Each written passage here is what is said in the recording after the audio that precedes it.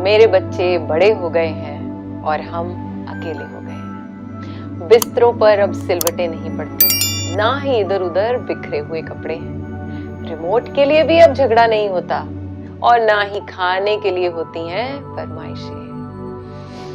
मेरे बच्चे बड़े हो गए हैं और हम अकेले। सुबह जल्दी उठने की अब नहीं होती कोई मारामारी। घर भी बहुत बड़ा और सुंदर दिखता है, पर हर कमरा बेजान सा लगता है। अब तो वक्त काटे नहीं कटता। बचपन की यादें कुछ दीवार पर फोटो में सिमट गई हैं। मेरे बच्चे अब बड़े हो गए हैं और हम अकेले हैं। अब मेरे गले में कोई नहीं लटकता और ना ही घोड़ा बनने की जिद होती है। खाना खिलाने के लिए भी अब कोई चिड़िया नहीं उड़ती। खाना खिलाने के बाद की तसल्ली भी अब नहीं मिलती। ना ही रोज की बहसों और तर्कों का जमाना है, ना ही अब झगड़ों को निपटाने का मजा है और ना ही वाद विवाद गालों पर मिलता दुलार है। बजट की खींचतान भी नहीं है अब।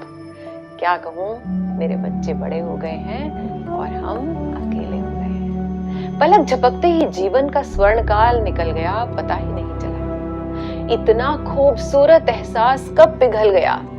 तोतली सी आवाज में हर पल उत्साह था। पल में हंसना, पल में रो देना। बिसाख था, गालों पर उमड़ता प्यार था। कंधे पर थपकी, गोद में सो जाना, सीने पर लिटाकर वो लोरी सुनाना, बार बार उठकर रजाई को ओढ़ाना। अब तो बिस्तर भी बहुत बड़ा हो गया है। मेरे बच्चों का प्यारा बचपन कहीं खो गया है। अब कोई जुराबें इधर उधर नहीं फेंकता।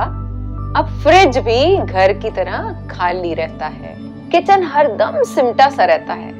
अब हर घंटी पर लगता है कि शायद कोई सरप्राइज है और बच्चों की कोई नई फरमाइश है। अब तो रोज मेरी सेहत फोन पर पूछते हैं, मुझे आराम की हिदायत देते हैं। पहले हम उनके झगड़े निपटाते थे आज वे हमें समझाते हैं। लगता है अब शायद हम बच्चे हो गए हैं। मेरे बच्चे बड़े हो गए हैं और हम अकेले हो गए हैं। ये कहानी हर घर की है।